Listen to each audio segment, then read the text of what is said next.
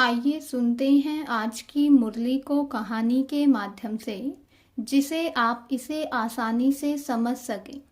कहानी का शीर्षक है अद्वैत राज्य की राह, एक आत्मा की सच्ची जीत। अद्वैत राज्य की राह, एक आत्मा की सच्ची जीत। राजस्थान के एक शांत गांव में नितिन नाम का एक युवक रहता था। उसका घर अच्छा, परिवार अच्छा, लेकिन वह हमेशा बेचैन रहता था। रात को वह अक्सर छत पर बैठकर आसमान को देखता और सोचता रहता, जैसे जीवन में बहुत कुछ जरूरी चीज मिस हो गई हो।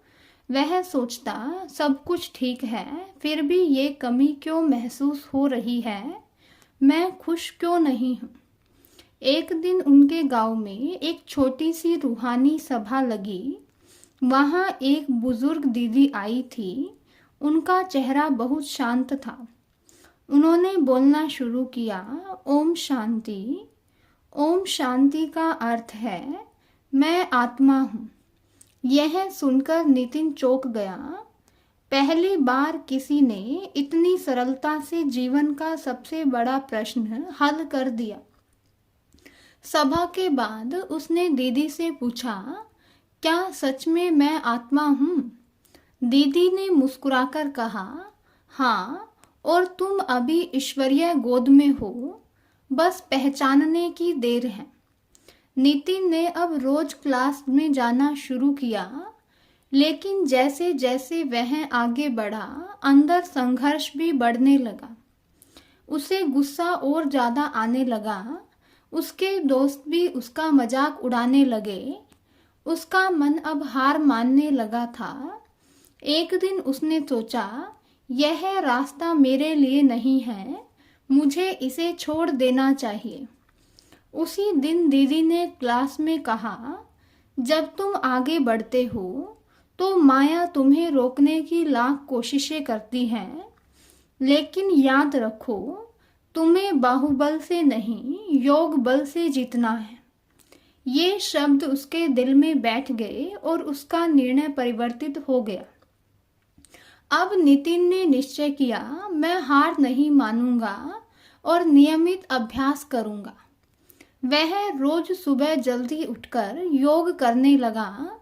धीरे धीरे उसे अनुभव होने लगा, मन शांत हो रहा है, अंदर एक हल्कापन आ रहा है, जैसे कोई अदृश्य शक्ति उसे सहारा दे रही है।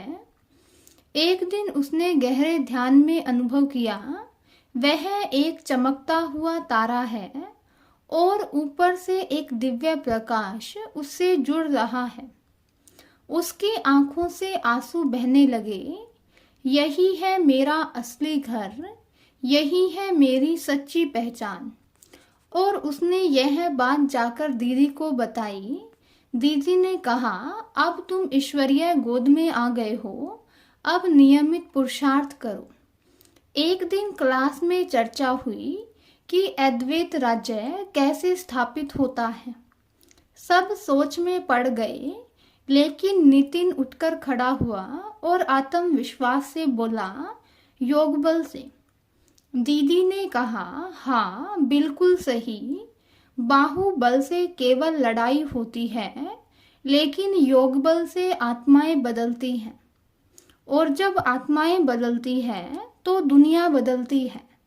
सब परिवर्तन से ही विश्व परिवर्तन होता है। अब नितिन को समझ आ गया था कि दुनिया को बदलने के लिए पहले मुझे खुद को बदलना होगा। मैं बदल जाऊंगा तो दुनिया अपने आप बदल जाएगी। अब नितिन सिर्फ अपने लिए नहीं, दूसरों के लिए भी जी रहा था। उसने अपने घर के एक कमरे को छोटा सा रूहानी सेंटर बना दिया। वह लोगों को बताने लगा, यह ज्ञान सुनाने लगा कि मैं आत्मा हूँ। आओ, परमात्मा से योग कैसे करें, शांति कैसे पाए, आकर सीखो। धीरे धीरे लोग आने लगे। एक व्यक्ति जिसे गुस्सा बहुत आता था, वह भी नितिन के पास गया। नितिन ने उसे आत्मा का पाठ पढ़ाया और धीरे धीरे उस व्यक्ति को गुस्सा आना बंद हो गया। अब वह बिल्कुल शांत रहने लगा। एक महिला जो दुखी रहती थी, अब वह मुस्कुराने लगी। बच्चों में भी बड़ा बदलाव आने लगा। एक दिन गांव में बहुत बड़ा झगड़ा हो गया। दो परिवार आपस में लड़ पड़े। स्थिति बहुत बिगड़ गई। कुछ लोग नितिन के पास आए और बोले, तुम तो ज्ञान की बड़ी बातें करते हो, अब कुछ करके दिखाओ ना।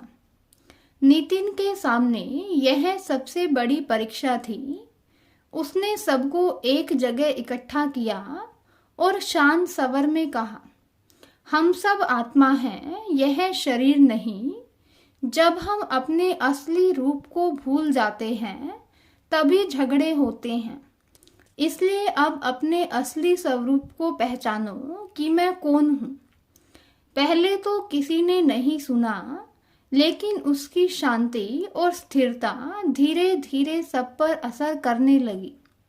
कुछ ही समय में माहौल बदल गया।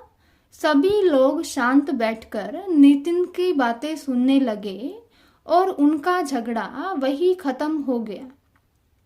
उस दिन नितिन को समझ आया, असली जीत किसी को हराने में नहीं, बल्कि खुद को जिताने में है। अब उसका जीवन पूरी तरह बदल चुका था। वह हमेशा शांत रहता, किसी भी परिस्थिति में अचल अडोल रहता, घबराता नहीं। अंदर से लगातार आनंद का अनुभव करता, कभी दुखी नहीं होता।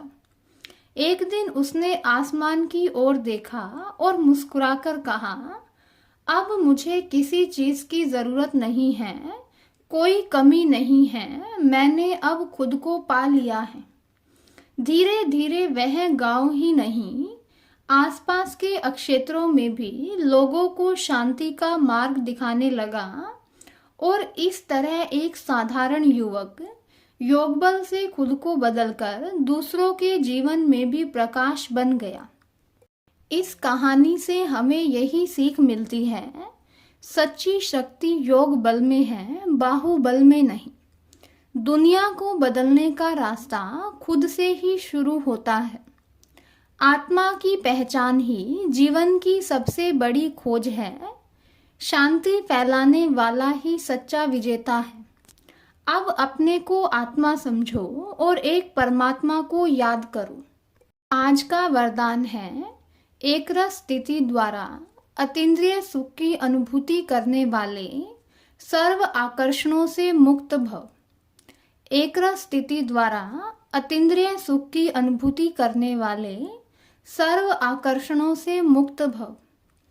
आज का स्लोगन है, अपनी बुद्धि की लाइन सदा क्लियर रखो तो एक दो के मन के भावों को जान लेंगे। अपनी बुद्धि की लाइन सदा क्लियर रखो तो एक दो के मन के भावों को जान लेंगे।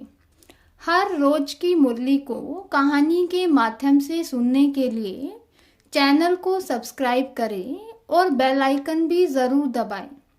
यह वीडियो दूसरे भाई बहनों के साथ भी शेयर जरूर करें।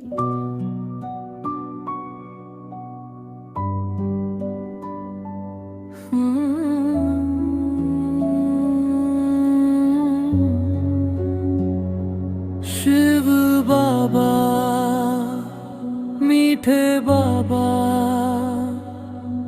तेरी याद में दिल खो जाए। शिव बाबा प्यारे बाबा, तेरे प्यार में मन पवन हो जाए। ना कोई संकल्प उठे अब, ना कोई चाह जगाए, बस तेरा ही नूर दिखे बाबा। दिल तुझ में समाए, शांत आकाश के उस पार कहीं एक ज्योति मुस्काए। मीठी किरणों से बाबा कर मुझको गले लगाए। सारी दुनिया भूल जाऊं मैं तेरी गोद में आकर, जैसे बच्चा चैन से सोए। माँ की बाहों में जाकर। शिव बाबा मीठे बाबा, तेरी याद में दिल खो जाए। शिव बाबा प्यारे बाबा, तेरे प्यार में मन पवन हो जाए।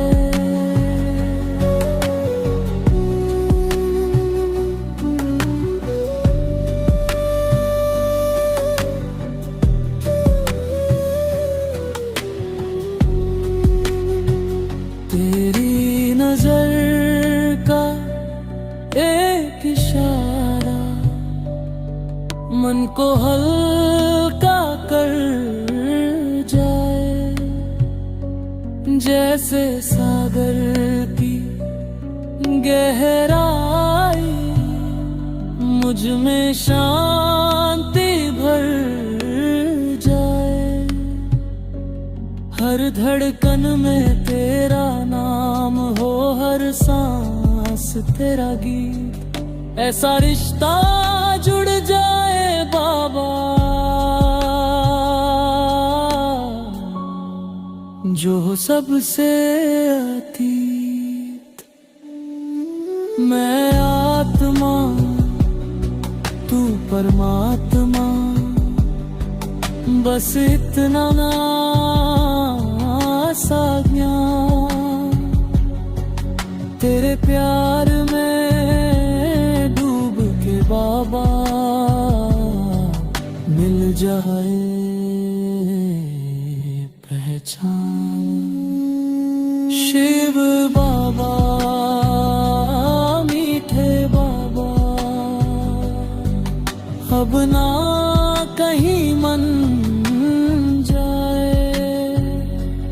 तेरी यादों की इस दुनिया में जीवन बीतता जाए।